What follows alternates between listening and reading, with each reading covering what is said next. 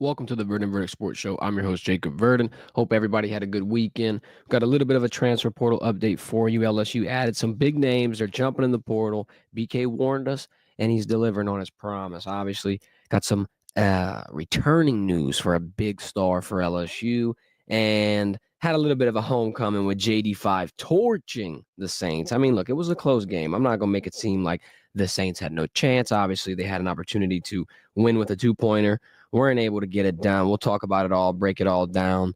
Drop your comments, concerns, any questions you got in the chat. We'll get to them throughout the show as usual.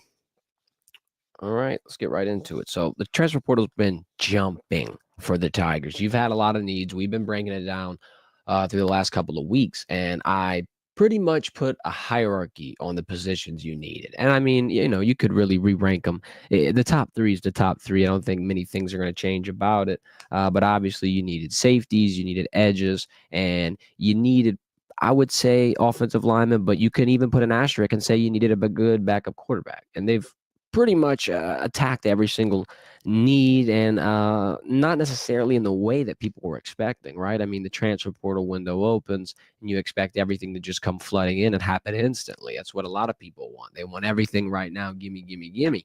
And Coach Kelly and his staff, they seem to be taking a really calculated approach. And I mean, we've also talked about it last week, saying how, look, the window for the transfer portal, it ain't done. It ain't going forever. I think it's only going to ramp up. I mean, when these teams drop out of the playoffs, you're going to see a lot of stuff hit the fan. Let's start off with some of the obviouses. We got Josh Carlos in the chat. What's good, Josh? What safeties are LSU targeting? So right now, Tawfiq Bayard from South Florida is a name that they're talking about, that they're calculating potentially. Had a couple of other opportunities to pull some DBs. I feel like in the safety spot, like I was saying, that's really your biggest need. You've obviously seen some pieces enter the portal, and most of your talent is in that young green level. You're going to have to bring a nice little veteran in, and also getting some of the DB pieces more ironed is probably going to wind up elevating the defense as a whole. I think that's your last real position group you're going to have to nail. You got the trenches really fixed up. The linebacker room looks pretty good with Weeks, and you're bringing back Perk. The last thing you've got to polish and finish off, I think, is that secondary. Let's talk about these edges real quick. I'm going to kind of introduce you to some of these players you got to learn. You got to keep an eye on. Jack Pyburn just committed today from Florida. 6'3", 265 pounds. At least that's what ESPN is saying. Had 60 tackles last year, 5 tackles for loss. Here's the kicker about Mr. Jack. He's got 1 year of eligibility left. It's not a big deal, but you're not going to get much out of him. This is his only year. He's trying to, bring that extra oomph to the team that desperately needs it at this point. You lose Swinson, you lose Savion Jones. You don't have enough depth right there to not take one of the biggest swings in the transfer portal at this position. They went ahead and got a good necessity, a big prospect, comes from the SEC. Think his role can continue to grow, and it'll be interesting to watch him develop. They obviously got another end. We'll talk about that one real quick later, but I got a quick note on Michael Van Buren, the quarterback. I know not a lot of people know about him. He's a younger guy. I believe it was in his freshman year this past season. Played decent at Mississippi State. The stats aren't going to jump off at you, but I had to kind of advocate for him a little bit to kind of explain it. First things first, like we were saying, could have been a position of need. I didn't think it was urgent. I mean, yeah, you got AJ, Ricky, and Nuss. You lose Bryce Underwood. You lose Ricky, and then you got Colin Hurley and AJ and Nuss.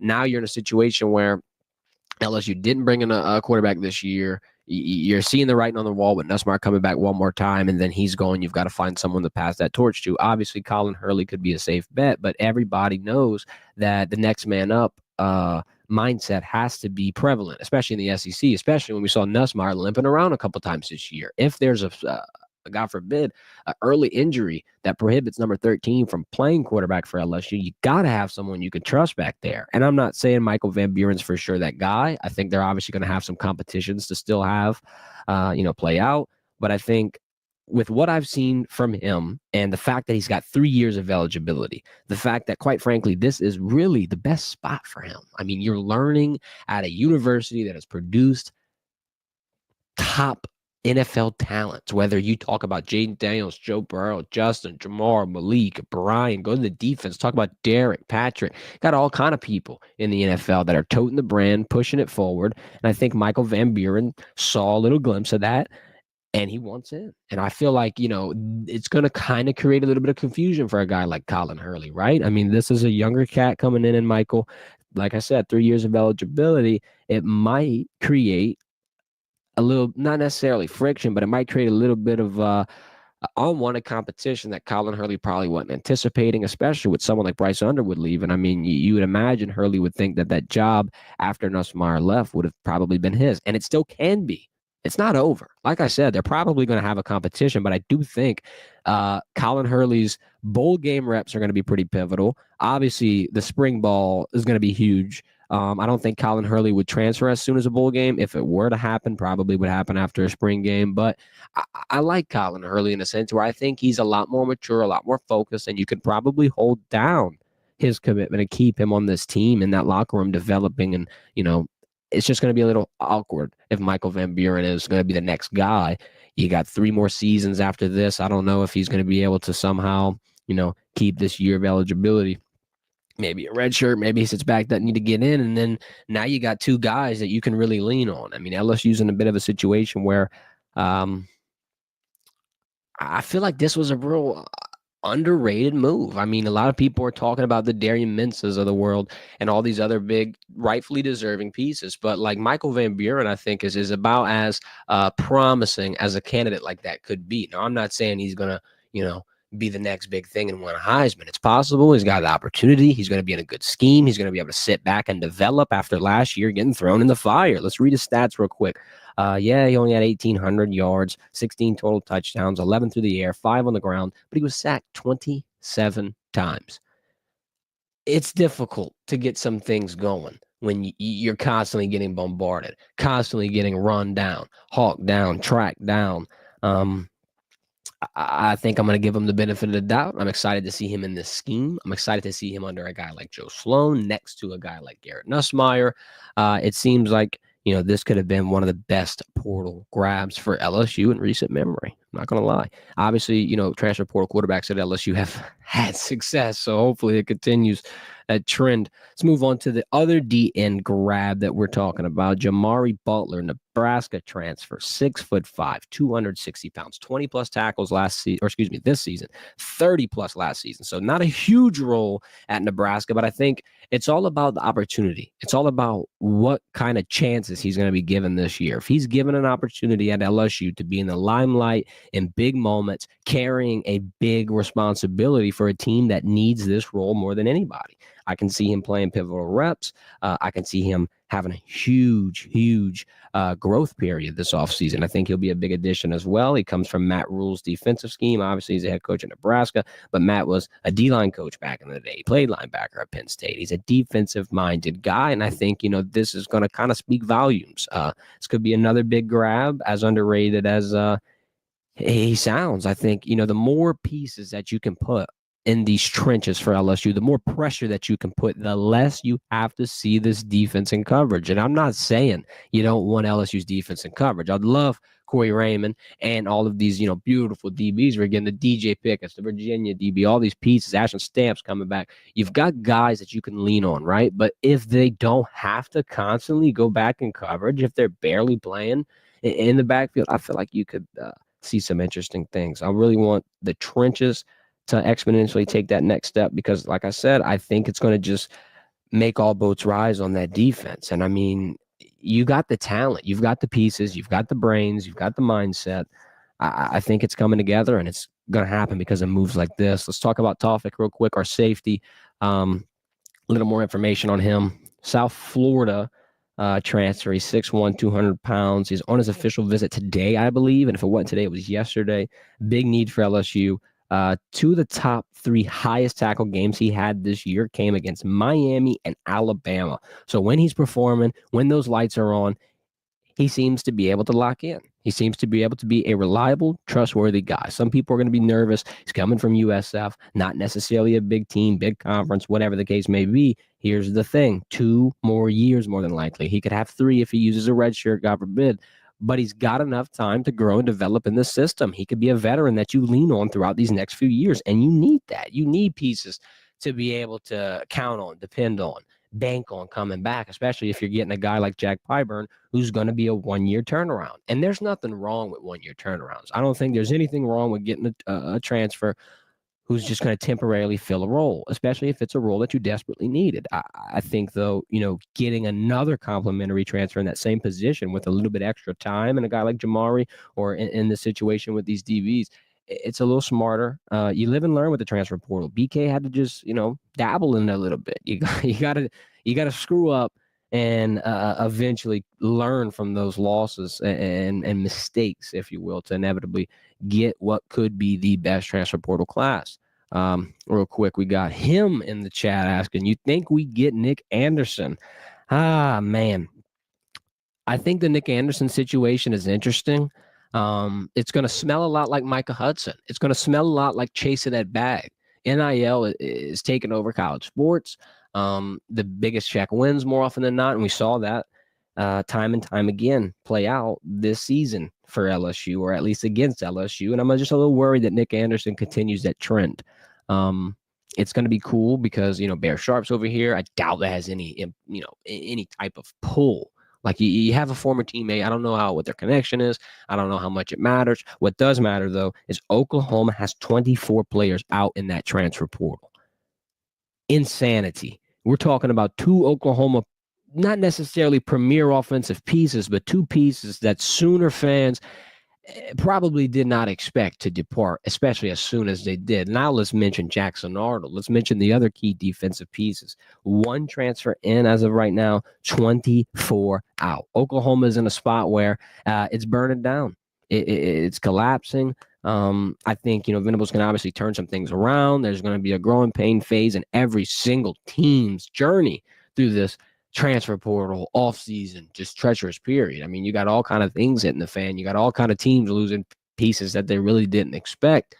And I think Nick Anderson is going to be one of them. I think his value in the situation has kind of put him in a point or an opportunity to really not only make a lot of money, but completely just change the course of his career. I think at LSU, I'm not saying he wouldn't be the guy. It would make sense if he went to A&M.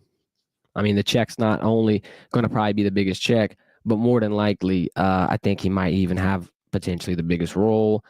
They just added another wide receiver, though, so that might compete with it. That might be one of your big talking points here. Real quick, transfer portal news. I don't know if this is directly related, but it just seems about right.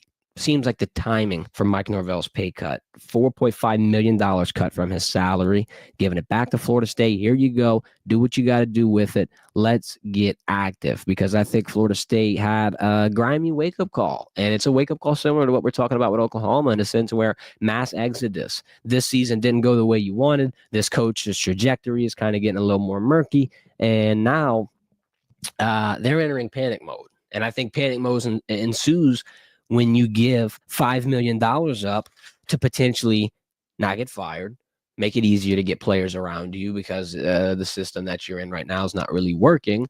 And I'm hoping, Florida State, for their sake, can get back to their status and climb into the top of the ACC ranks. But it's interesting to watch the fall off as quick as it could have been. 2 years in a row, LSU gets punched in the mouth to start the season by this team. And then all of a sudden, we don't schedule them. And now the collapse is about as ugly as I've seen in college sports.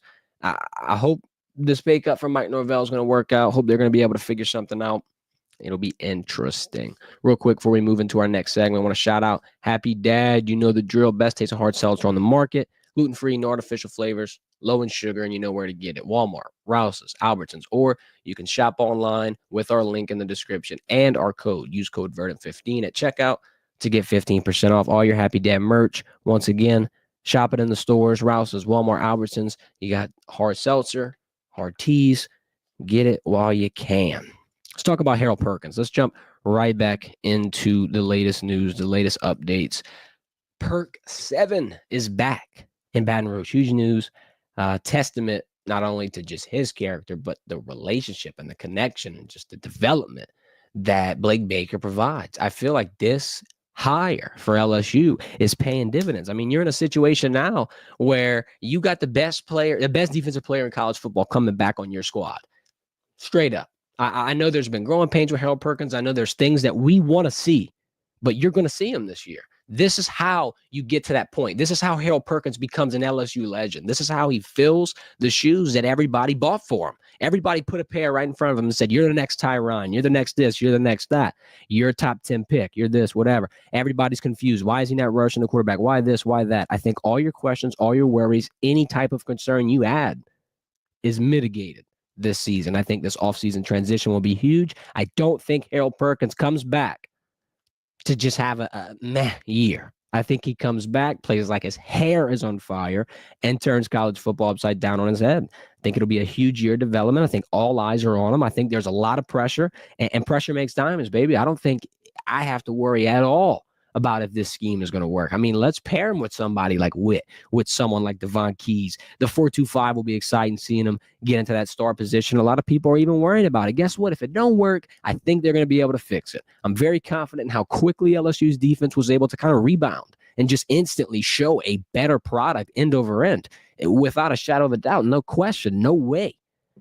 I feel like it's only going to go up, only going to get better. And if you put Perk in the right situation, it's going to pay dividends for this defense. And I never know, man. I think Perk for Heisman. Perk for Heisman. Let's get the damn campaign started. Let's talk about our more recent Heisman. Jaden Daniels walked into New Orleans and beat the Saints. It was an interesting performance. Down to the wire, reminiscent of a LSU-Alabama game. Going for 2. Screw it. Let's go for the win. And it didn't work. 25 for 31. Very accurate, of course. 226 passing yards, 2 touchdowns, 66 rush yards for JD5. I'm not surprised. I wish I could have went to the game. It looked fun. Would have been nice to see JD5 torch the Saints. Sorry, everybody. Scary Terry also had a hell of a day. 7 catches, 73 yards, 2 touchdowns. Missed a few big ones. But guess what? Still had a fantastic game. Marshawn Lattimore obviously had his homecoming debut with Washington Commanders as well. Look, the Saints looked terrible. I'm just going to put it that way. I'm not going to beat the dead horse too much. The Saints are in a bind. As of this year, playing teams above 500, 0-7. One more time. When the Saints play a team with a winning record, they are not only winless, but they've lost 7 out of 7. This is insane. 4 out of 18 in the last 3 years, by the way, at that metric. I just had to point that out. Now, for the 2-point conversion, we can go around and around and around. Is it the right call? Should they have done it? I think it's just a kind of culmination of them not being able to stop Jaden Daniels, them not having too much confidence in their offense, being able to produce and be relied on in that instance. And they thought, hey, we're probably going to have to wind up doing something like this in overtime, a close, ballsy decision. Let's just hang them and let it see, let it fall where it may. Juwan Johnson got this close. It was right there. It just wasn't close enough. And now you get a blessing in disguise. You're tanking. You're getting a better draft pick. I don't know who you're going to get. But the Saints are probably doing the best thing for them by losing and not trying to win games that aren't going to put you in a playoff conversation, that aren't even, look, even if the Saints somehow scratched and clawed into the wild card, why? To get blasted?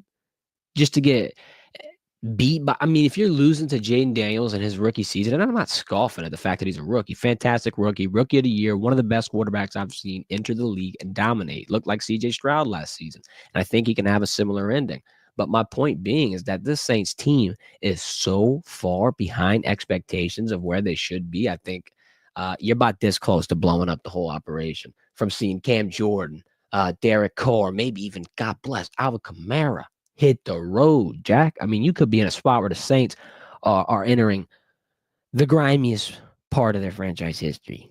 I don't know. There's been some grimy parts. You've been wearing bags over your head, ain'ts, all this stuff. It has been rough. But, look, in comes Drew Brees. In comes a Super Bowl. In comes a period of hope where the Saints are the talk of the NFL for quite some time. They were close to a Super Bowl when they had that horrible call against the Rams. I'll give you the benefit of the doubt right there. But all be all, I would not have expected the fall off to last this long. It fell off. You thought they were going to be able to work it out. Maybe somehow, some way get back to the top with a guy like Taysom.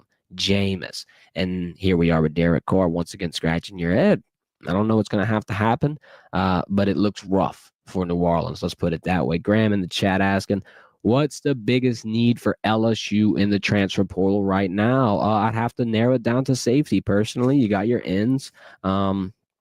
I don't know. Maybe offensive line as well, though. Keep getting offensive linemen. Losing 4 out of 5 of your big guys up front who have really been putting on for years. You're going to enter a nice little growing pain phase. So I would say offensive line or safety. You need the DBs to get a little more polish, a little more experience, add a little more oomph to that room.